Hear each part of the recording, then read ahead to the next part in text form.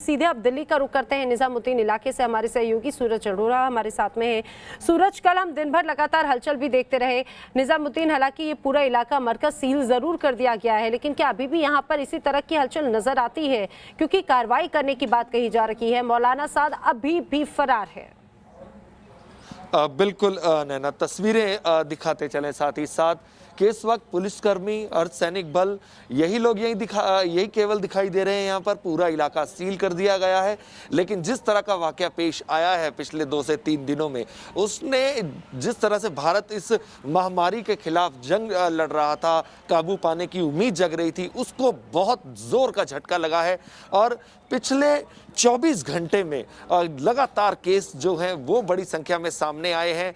और जिस तरह से केस की तादाद लगातार बढ़ रही है, वो कहीं ना कहीं जो कनेक्शन है वो तबलीगी जमात से जुड़ता हुआ दिखाई दे रहा है।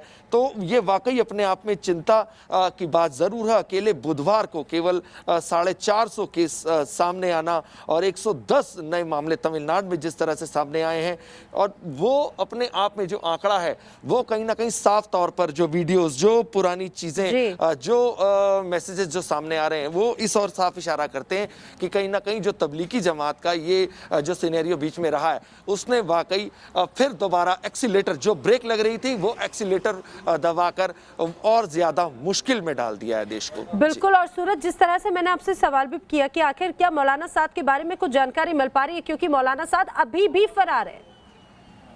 बिल्कुल, निश्चित तौर पर लगातार जो है वो फरार हैं, तलाश उनकी जारी है। लेकिन जो जांच एजेंसियां जो तमाम जो एजेंसियां लगी हैं, वो फिलहाल जो तबलीगी जमात के जो लोग हैं, जो जहां जहां अलग अलग राज्यों में हैं, फोकस उनका पूरा वही है। क्योंकि इस महामारी को फैलने से रोकना है, तो वो जो लोग यहाँ से धार्मिक जो इनका जलसा था जो अटेंड करके गए हैं, उनको फिलहाल पकड़ने पर है। जिस तरह से MP का वीडियो भी सामने आया, वहाँ कम कोई मशक्कत नहीं करनी पड़ रही, वहां खासी मशक्कत करनी पड़ रही है। उस बीच वो उसका सामना करने के साथ साथ ही ये तमाम जो कार्रवाई है वो जांच एजेंसियों को करनी है। तो फिलहाल इस समय ये कहा जरूर जा सकता है कि दोहरी चुनौती है प्रशासन के सामने, जिससे उन्हें निपटना है। बिल्कुल।